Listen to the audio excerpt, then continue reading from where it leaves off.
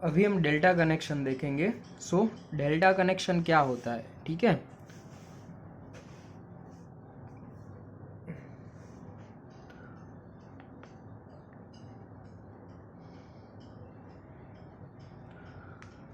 Delta connection के अंदर, ठीक है, जैसे स्टार के अंदर 3 कॉइल थी, आर, वाई और बी, वैसे इसमें भी 3 होगी।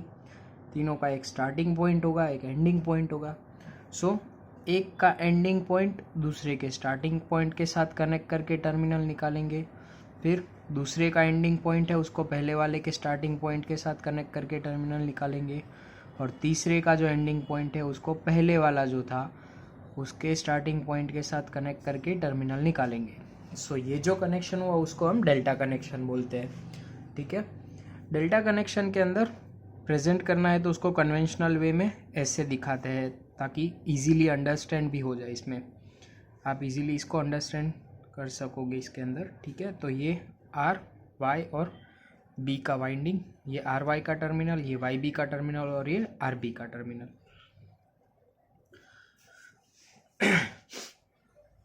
अभी इसके अंदर जो तीनों वाइंडिंग है वो क्या कर रही है, एक लूप बना रही है, ठीक है, एक मैश बना रही है। तो इसको मैश कनेक्शन भी बोल सकते हैं 3 फेज का, लेकिन डेल्टा कनेक्शन ही बोला जाता है, ठीक है। 99% केस के अंदर स्टार और डेल्टा ही बोला जाता है, वाई और मैश रेयरली बोला जाता है। ये बस इसलिए इम्पोर्टेंट है ताकि आपको एक बार पता हो सिर्फ। सो कहीं पे अगर पूछा गया है कि वाई कनेक्शन में क्या होता है तो आपको ऐसा स्ट्रेंज नहीं लगे, या मैश कनेक्शन में कैसा होता है 3 फेज का, वो स्ट्रेंज नहीं लगे, इसके लिए। अभी इसके अंदर 3 लाइन निकल रही है, लेकिन कहीं पे भी न्यूट्रल पॉइंट नहीं है, तो उसकी वजह से न्यूट्रल पॉइंट इसमें नहीं निकलेगा। सो न्यूट्रल पॉइंट की ज़रूरत होगी, वहाँ पे हम डेल्टा कनेक्शन को यूज़ नहीं कर पाएंगे। दूसरी बात कि इसके अंदर न्यूट्रल पॉइंट नहीं होता है तो इसके लिए न्यूट्रल वायर की ज़रूरत भी नहीं पड़ती है, तो 3 वायर सिस्टम रहती है, ठीक है।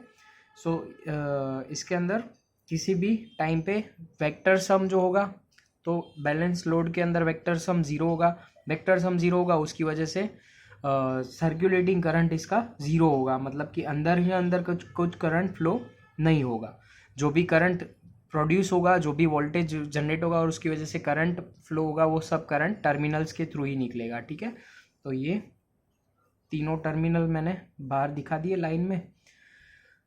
अभी यहाँ पे जो करंट होगा वो क्या होगा, line current IL1, IL2 and IL3। So IL1 किसके बीच में है, RY, IL2 YB वाले टर्मिनल में से, और IL3 है वो RB के टर्मिनल में से, ठीक है, या BR भी बोल सकते हैं, BR के terminal. So RY, YB and BR। Okay, अभी फेज करंट क्या होगा, ये लाइन करंट हो गया। फेज करंट मतलब कि ये वाली जो वाइंडिंग है उसमें से जो करंट फ्लो होगा वो। सो यहाँ पे IR, यहाँ पे IY, यहाँ पे IB फ्लो होगा। सो यहाँ पे दिख रहा है KCL लगाओगे तो पता चलेगा कि ये जो करंट है IL1 वो क्या है, IR माइनस IY, ठीक है। IL1 क्या है, IY माइनस IB, सो IY माइनस IB। और IL3 क्या है, ये वाला करंट क्या है, IB माइनस IR। सो यहाँ से आ रहा है यहाँ पे, और यहाँ पे दोनों जगह पे डिस्ट्रीब्यूट हो रहा है। सो ये वाला करंट क्या होगा, IB माइनस IR। यहाँ तक क्लियर हो गया। ओके, चलो अभी वोल्टेज क्या होगा। तो ये करंट की बात हो गई, करंट ऐसे डिस्ट्रीब्यूट होगा। यहाँ का IL1 और IR दोनों सेम नहीं रहेगा, या IY भी सेम नहीं रहेगा। सो लाइन करंट और फेज करंट दोनों डिफरेंट रहेंगे। So IL is not equal to IPH in delta. Voltage कैसे काम करेगा, वोल्टेज कैसे होगा। सो वोल्टेज के अंदर यहाँ पे वाई फेज का वोल्टेज क्या होगा, इन दोनों टर्मिनल्स के बीच का। सो यहाँ पे सेम वोल्टेज रहेगा जो यहाँ पे वोल्टेज होगा, ओके। जो ये वाला वोल्टेज है और ये वाला वोल्टेज है, ये दोनों सेम रहेंगे ना, दोनों सेम ही जगह पे लगे हुए। सो फेज वोल्टेज VPH और VL सेम हो रहा है। ये कौन सा है, V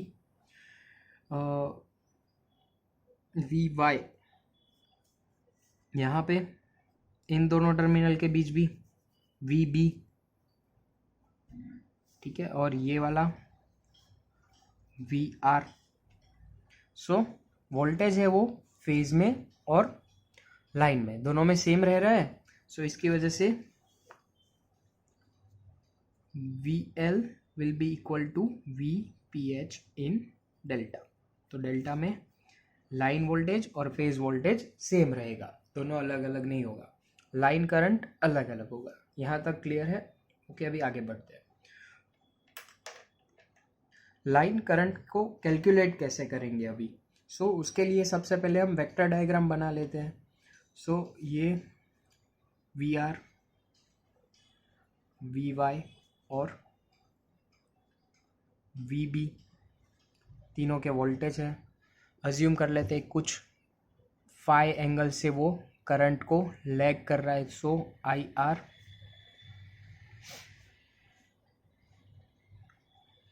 आई वाई और आई बी, ठीक है। इन सब के बीच में जो एंगल है वो कितना सेम रहेगा, फाई, ठीक है, पावर फैक्टर का कॉस फाई।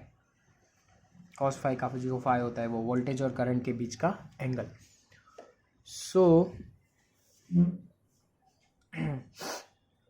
अभी आई एल वन मतलब कि लाइन वन का करंट क्या होगा, I R minus I Y. I Y का नेगेटिव में कर दूँ यहाँ पे 180 डिग्री पे। ये मेरा नेगेटिव आई वाई हो गया। इसको मैं आई आर के साथ ऐड कर देता हूँ, तो ये मुझे आई एल वन मिला, ठीक है।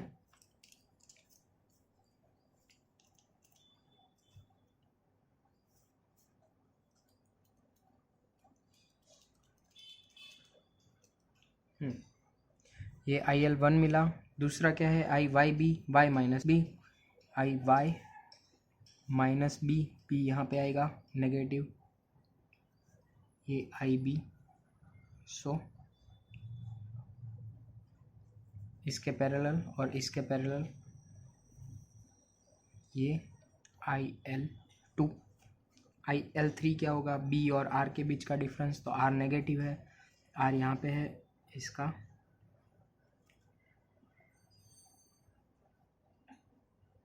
ठीक है। थोड़ा ड्राइंग आप अच्छा बना लेना एग्ज़ाम के अंदर।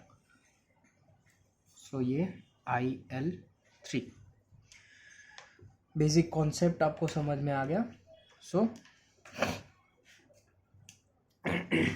तीनों करंट का एडिशन हमने कर दिया और ढूंढ लिया कि कैसे बनेगा। अभी इसके अंदर ऑब्जर्व करो आपकी ये जो आई आर है, ठीक है। यहाँ पे आई आर है, उसका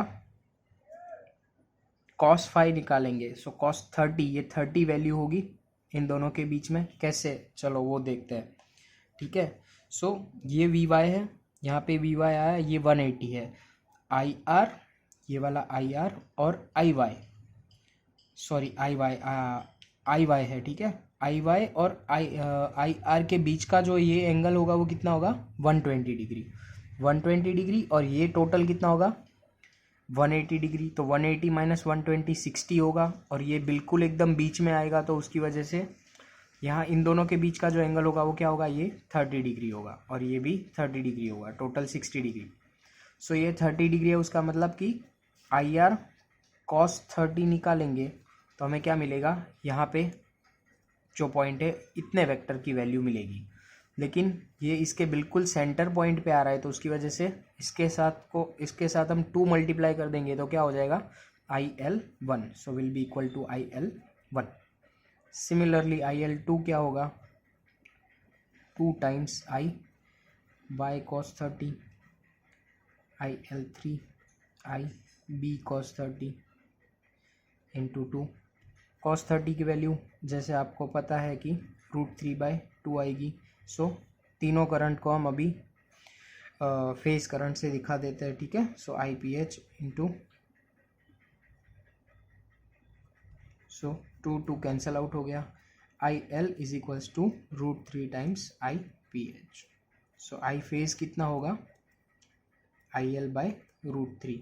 सो इसके अंदर जो फेज का करंट है, मतलब कि इस कॉइल के अंदर से जो फ्लो होने वाला करंट है तीनों के अंदर से, वो √3 टाइम्स कम हो गया। ठीक है, सो ये करंट कम हो गया, उसकी वजह से हमको जो कंडक्टर का मटेरियल यूज़ करना पड़ेगा वो कम यूज़ करना पड़ेगा। तो कंडक्टर के मटेरियल के अंदर रिडक्शन होगा। सेम टाइम हमारा जो वोल्टेज था वो बढ़ गया, तो इसकी वजह से हमें इंसुलेशन जो लगाना पड़ेगा वो ज़्यादा लगाना पड़ेगा। सो ज़्यादा इंसुलेशन लगाने की वजह से इंसुलेशन कॉस्ट बढ़ेगी और कंडक्टर की कॉस्ट कम होगी। सो वो हमें देखना होता है कि हमें कितना कंडक्टर यूज़ करना है, कितना इंसुलेशन यूज़ करना है। अगर इंसुलेशन ज़्यादा यूज़ करना पड़े ऐसी कंडीशन है तो वहाँ पे कॉस्ट इंसुलेशन की ज़्यादा है, तो वहाँ पे हमें स्टार कनेक्शन को प्रीफर करना चाहिए। और okay, so that is up to design. लेकिन समझ में आ गया बेसिक कॉन्सेप्ट? ठीक है, चलो। सो ये भी डिराइव हो गया कि फेज करंट कितना होगा। अभी आगे देखते हैं पावर। तो पावर कैसे होगा? पावर के अंदर सेम जैसे स्टार में हमने किया था, 3 times V P H into I P H into cos phi. अभी ये फेज वोल्टेज और फेज करंट को हम अगर लाइन करंट से दिखाएंगे तो P इज इक्वल्स टू क्या होगा, 3 into V L V P H same होगा, तो वी एल वैसे ही रहेगा। I P H will be equal to I L by √3 cos phi. √3 cancel कर देंगे तो P is equals to √3 V L I L cos phi होगा। So ये पावर का इक्वेशन। ये एक्टिव पावर का हुआ। रिएक्टिव पावर का होगा √3 V L I L sine phi. Apparent power का होगा √3 V L into I L. So ये तीनों आपके active, reactive and apparent power हो गए। सो पावर का कैलकुलेशन, करंट का कैलकुलेशन और वोल्टेज, जो लाइन वोल्टेज और फेज वोल्टेज है उसका कैलकुलेशन क्लियर हो गया। अभी इसमें एडवांटेजेस क्या क्या होंगे? तो एक तो कि करंट कम है तो उसकी वजह से जो कंडक्टर मटेरियल रिक्वायर्ड है वो कम रहेगा। अभी करंट कम है तो उसकी वजह से पावर लॉसेस भी कम हो जाएंगे। ठीक है, तो आपने जैसे डीसीसी में पढ़ा था वैसे ही एसी में भी सेम ही रहेगा कि करंट जो फ्लो रहा है उसकी वजह से हीट प्रोड्यूस होगी और उसकी वजह से लॉसेस होंगे। सो करंट कम है तो पावर लॉसेस कम हो जाएंगे। और इसके अंदर हाई वोल्टेज होने की वजह से इसे हम ट्रांसमिशन में यूज़ करेंगे, क्योंकि पावर लॉस हमें ट्रांसमिशन के अंदर कम करने होते हैं। और डेल्टा कनेक्शन के अंदर और एक बेनिफिट ये होता है कि अगर उसको मोटर के अंदर डेल्टा कनेक्शन यूज़ करके चलाएंगे तो उसकी जो स्पीड मिलेगी वो ज़्यादा मिलेगी और अच्छा काम करेगा। ठीक है, तो वो एफिशिएंटली काम करेगा। उसके लिए हम मोटर के अंदर भी ये वाला ही कनेक्शन यूज़ करते हैं, डेल्टा कनेक्शन मोस्टली। ठीक है, स्टार डेल्टा होता है तो वहाँ पे भी स्टार्टर के लिए होता है। जनरली सारी मोटर, मोस्ट ऑफ 99% मोटर्स है वो डेल्टा के अंदर ही रन होती है, इंडक्शन मोटर्स। डेल्टा कनेक्शन को यूज़ कहाँ पे करते हैं? तो ये एक मोटर्स जैसे मैंने बताया।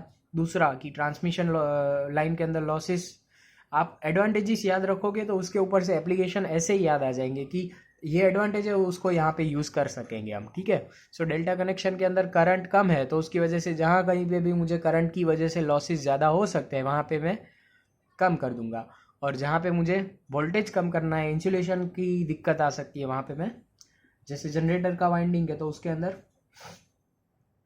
जनरेशन का वाइंडिंग है तो उसके अंदर स्टार यूज़ करेंगे ताकि इंसुलेशन कम यूज़ करना पड़े और कंडक्टर ज़्यादा आए।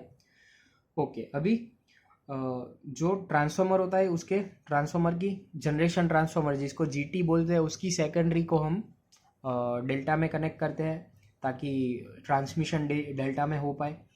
और ट्रांसमिशन लाइन पूरी उसके बाद होती है तो वो भी डेल्टा में वो रहेगी।